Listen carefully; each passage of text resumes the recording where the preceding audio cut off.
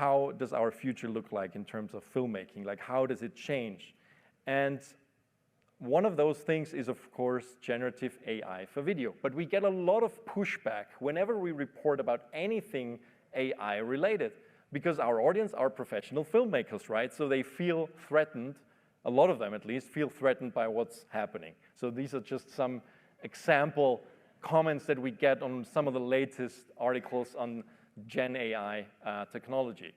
And you can't blame them for that. Of course, it's scary what's happening. Just entering a prompt, being able to generate video just by, actually cinematic looking video by entering a few words, that's scary. It's scary for a lot of people who earn their money shooting video, of course. But I tell you one thing. If you don't familiarize yourself with AI tools today, you'll be out of business in a few years from now. That sounds a bit extreme, but it's the truth. And I'll tell you why. We call it the 5D revolution. Now, to go a little bit back in the history of our website, now CineD used to be called Cinema 5D up until like 5-6 years ago when we rebranded.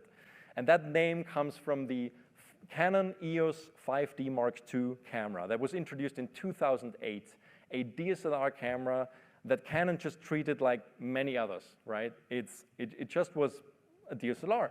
But what was special about it, it was the first DSLR in the market that was capable of shooting 1080p full HD video at the beginning 30 frames per second, later on also 24 and 25.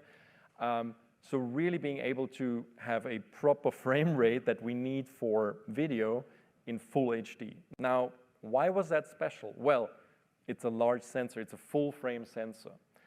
Up until that time, we didn't have any digital camera that was capable for a reasonable amount of money to shoot full HD video on a large sensor. Now, if I talk about that right now, like I sound like, like an old person or something, but that was really, people were using 35 millimeter adapters, crazy contraptions in front of video cameras with tiny sensors, and all of the video cameras at the time had tiny sensors.